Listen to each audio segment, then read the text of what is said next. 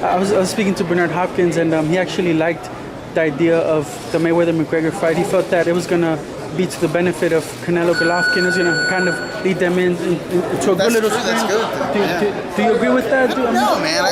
I mean, Mayweather-McGregor attracted people who aren't even sports fans, you know? You know what I'm saying? Like, people were talking about and into and even bought the Mayweather-McGregor fight who don't even know who Canelo is. He's well known as Canelo. Like, people who don't know who Canelo is. And if you don't know Canelo, you certainly don't know Triple G.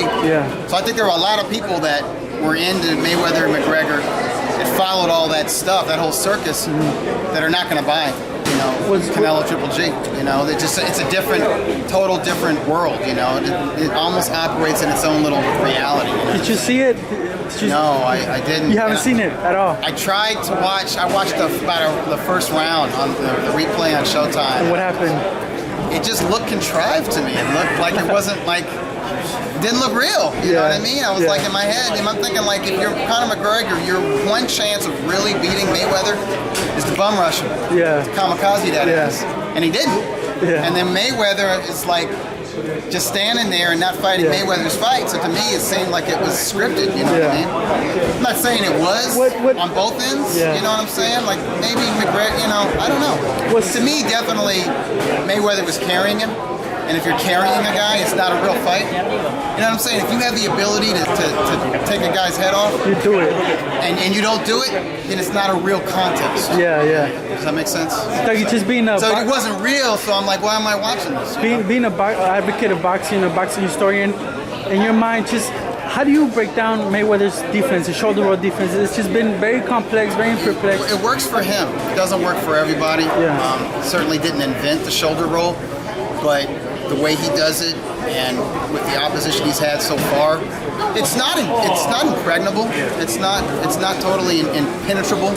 I mean, you know, arguably he lost to Jose Luis Castillo in that first fight. He had his hands full with Marcos Maidana in their fight. He has hands full against Oscar De La Hoya, 2007 version, just about 10 years removed from his, you know, his absolute athletic peak. So it's not unbeatable, but it's very difficult. It's because he was taught that from as early as he can remember. You know what I mean? He was being taught that as a toddler.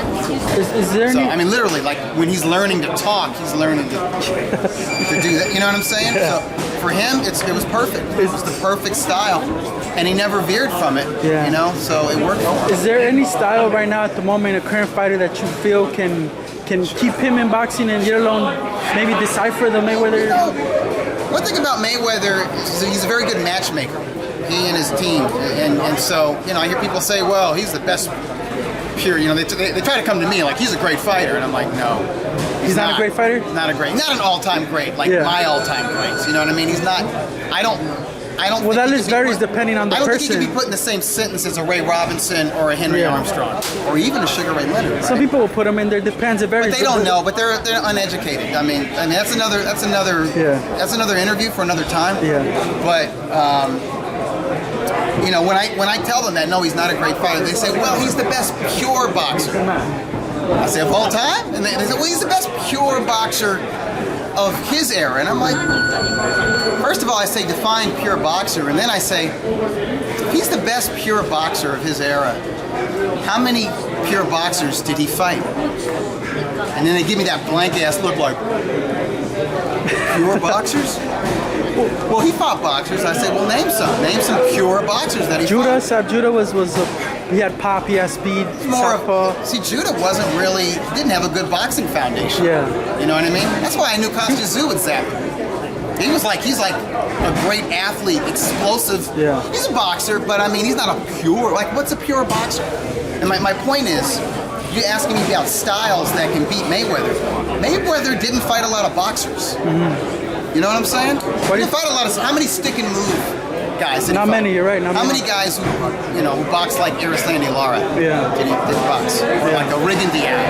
I mean, and they were tricky Cubans that he could have fought. You know, there's a guy named Joel Casamayor that That would have been interesting. That was an Olympic gold medalist. You know, Cuban style, crafty, southpaw, could stick and move and get dirty in the trenches.